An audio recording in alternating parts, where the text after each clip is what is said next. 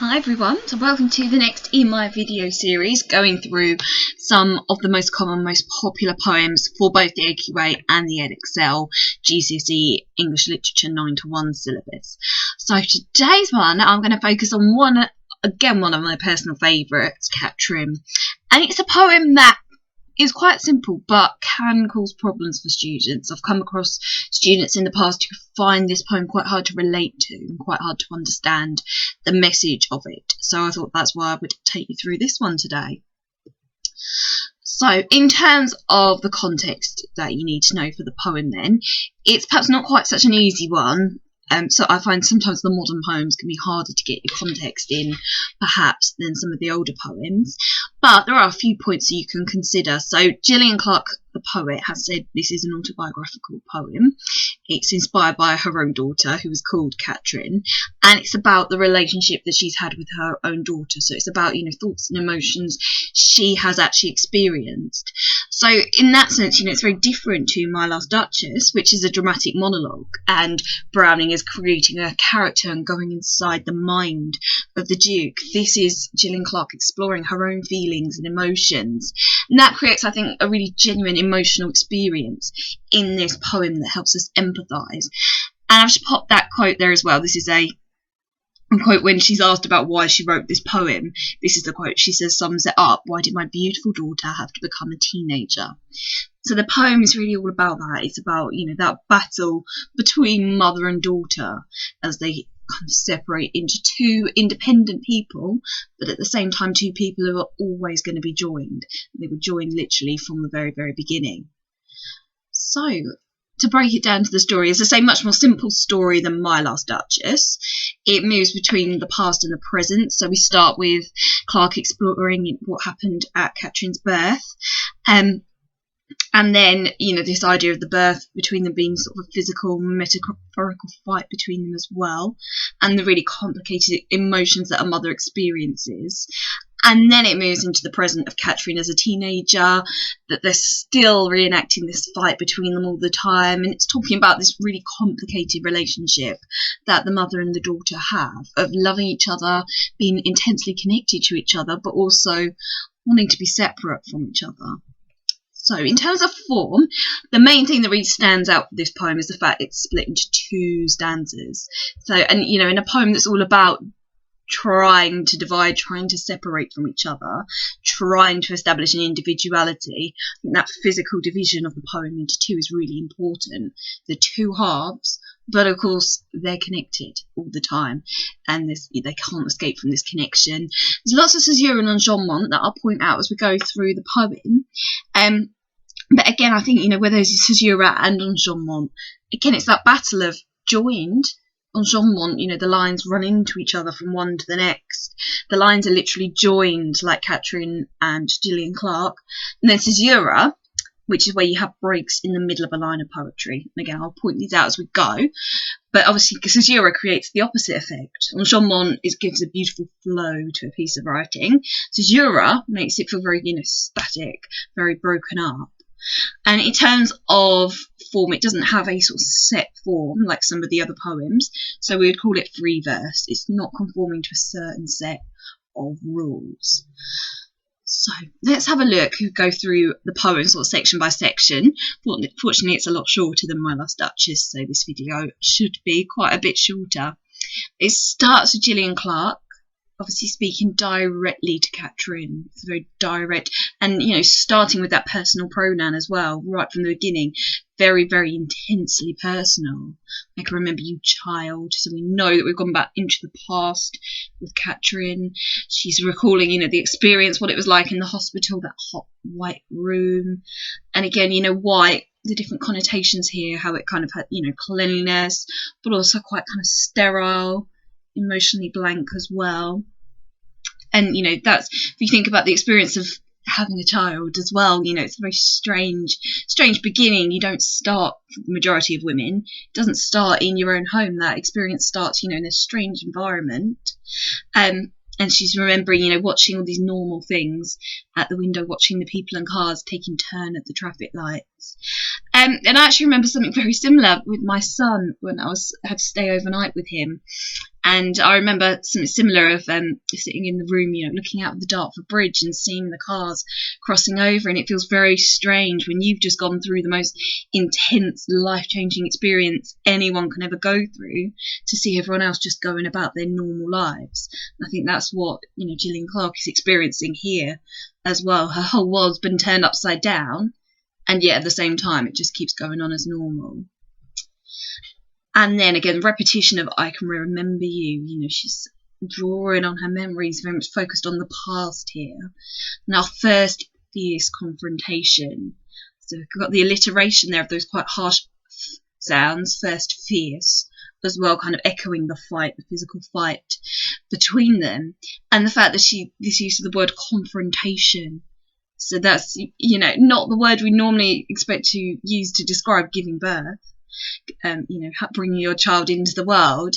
She sees it as a confrontation between the two of them, and we don't want to go into too much biological detail, but that's essentially what the act of giving birth is. It kind of is, in a sense, almost a fight between sort of the mother and the child, and this very much, the baby wants to come out, it's the time to come out, but also at the same time the baby isn't necessarily ready for that physical separation, not ready to emerge in the world.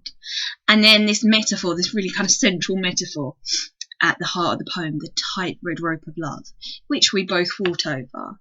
So obviously here I've done a picture to show you if you're not sure what she's referring to, that she means the umbilical cord. But obviously she doesn't describe it. She doesn't call it the umbilical cord. She calls it that tight red rope of love, which we both fought over. So there's so many images, and this is where, with your quotations, you've got to really spend the time. This image is just so rich in different interpretations. You shouldn't be rushing over this in one sentence. When you're analysing it in your essays, you need to really break it down.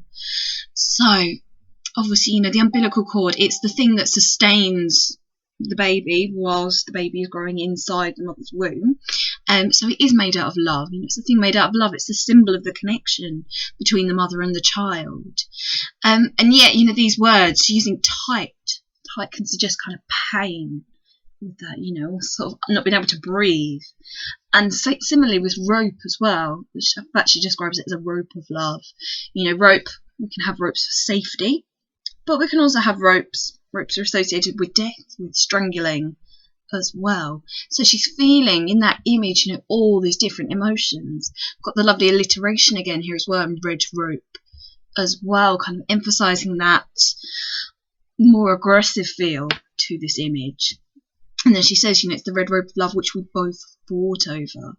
So again, there's that sense, right from the very, very beginning, from the first moments when the baby emerged, it's a fight to separate, and almost sort of a need to stay together, but also a need to be separate. And remember, if I mentioned the enjambment, we've got here a really good example, actually, of enjambment and caesura working together. We've got the lines here, they run into each other, keeping that, continuity, that bond between the lines. And yet, we've also got caesura in here where the comma is, breaking it up at the same time. However much these two people are bound together by love, they're also pulled apart by their own desires to be a separate person. And then back to the description of the hotel. So it was a square environmental blank, disinfected of paintings or toys. So again, describing the hospital as blank, disinfected. Obviously hospitals do need to be kept clean, but again she's saying it was kind of empty, probably confusing, a disorientating place to be for them as well. In fact, it's blank, they haven't sort of established their relationship yet, established their own identities. And then I wrote all over the walls with my words, coloured the clean squares with the wild tender circles of our struggle to become separate. So that sense that, I wrote all over the walls with my words, she's projecting her own thoughts and feelings onto this blank hospital room as well, and she's feeling all these really powerful emotions, and yet she's in this strange place where cars are driving by, strange place where there's no pictures, no toys at all. So she obviously uses a metaphor here. I wrote all over the walls with my words. You know, the idea, I suppose, she's projecting her thoughts and feelings into the environment, and again coloured the clean squares. So everything around her might be, you know, pristine white, disinfected, clean, but in her mind, with her words, she's colouring it. She's feeling so much. It's almost like it's, you know, emanating from her into the room around her, all these thoughts and feelings that she had. And again, you know, the wild, tender circles. So here we've got an oxymoron, wild and tender. Again, you know, really summing up their relationship. Isn't it? It's tender, it's caring, you know, Catrin's her baby. At the same time, you're wild, you know, you have when you give birth, you know, suddenly this human, this tiny human that you are entirely responsible for, this human who just cries when they need something and you need to respond with that, so it's disorientating. And then our struggle to become separate as well. Again, you're really key. Notice we've got Caesura again coming in here to literally physically show that struggle to become separate between the mother and the daughter. And then saying, we shouted to be two, to be ourselves.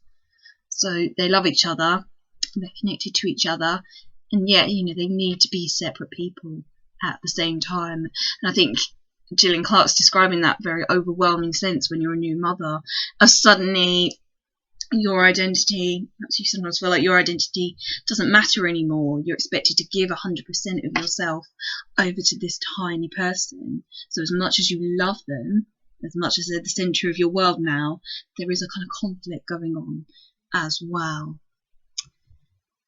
And then she says, neither won nor lost the struggle in the glass tank clouded with feelings which changed us both. So that since, you know, again, that changed us both. She's been transformed from the moment of giving birth to Catrin. She's been transformed by it. Obviously, Catrin is now a new person established in the world. And again, notice that, you know, glass tank clouded.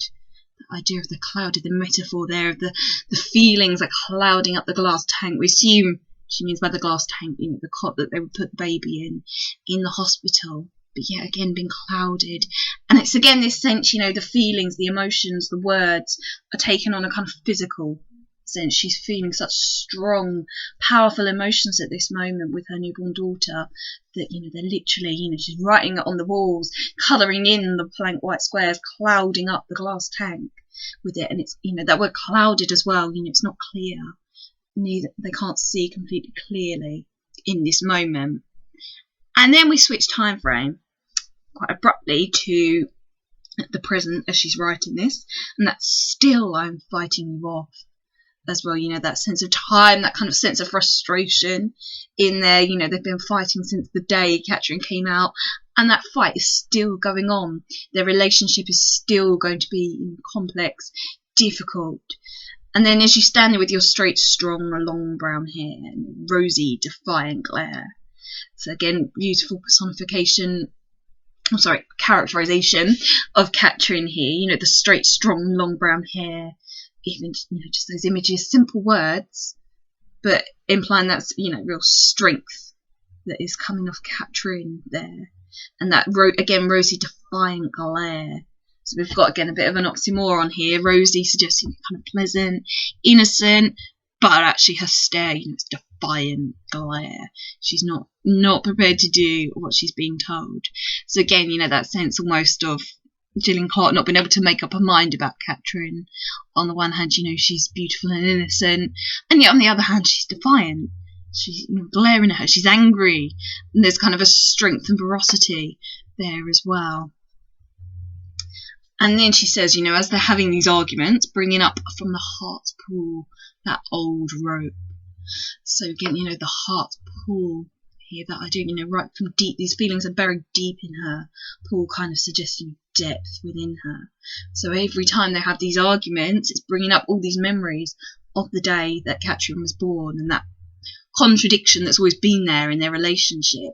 And again, going back to that old rope, that umbilical cord, the thing that kept Catrin alive whilst she was in her mother's womb, the thing that even though you cut it and you literally separate them into two different beings, actually, you know, that rope Clarke saying, you know, that rope's always going to be there, because you were always, as a mother and daughter, you were always going to be connected by the love that you share, by the fact that, you know, the mother grew the child in her womb. There's always going to be a connection. You're never going to be completely separate.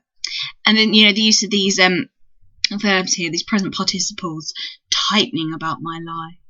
So again, you know, this rope, even though it's love, it's something suffocating about her as well. You know, tight suggests security, keeping things in place, but also something that can be painful and suffocating. And then trailing love and conflict, another oxymoron there, love and conflict. This idea, you know, that runs all the way throughout the poem, really. They love each other, and yet they suffocate each other. And then this final image, as you asked me, you skate in the dark for 1 more hour. So we're assuming that's what the argument has been about, that Catrin wants to go out. Wants to go out and do some rollerblading in the dark. But really, I suppose we can look at it more metaphorically as well. That idea perhaps of Catrin, you know, she wants to be out in the dark. She's, you know, growing up now. She's ready to explore the world and, you know, to have new experiences. And perhaps, you know, the mother, Gillian Clarke, you know, she's afraid of that. She sees that as sending her daughter out into the dark. And there's that sense, perhaps, you know, she knows they need to be separate, they need to let go, and yet also she can't let her daughter go. They're always going to be connected. And as I say, this relationship between the two of them is always going to be incredibly complex. So I hope that was a helpful little summary. So this poem, you know, obviously lends itself really nicely to any questions about parents and children, and it tends to actually come up in both. It can be in the relationship section, and it can also be in conflict, because of course it's about both. It's about, you know, a very difficult, very complex relationship, and that is marked by a lot of conflict in its centre. You know, and the sort of the conflict between Catrin and Gillian Clarke, but also the conflict that mothers have within themselves as well. All these feelings of, you know, wanting to keep your own personality and yet being bound to somebody else for the rest of your life. Okay, so I'm going to leave that there, but if you have any questions at all, please feel free to get in touch with me, and I hope everyone has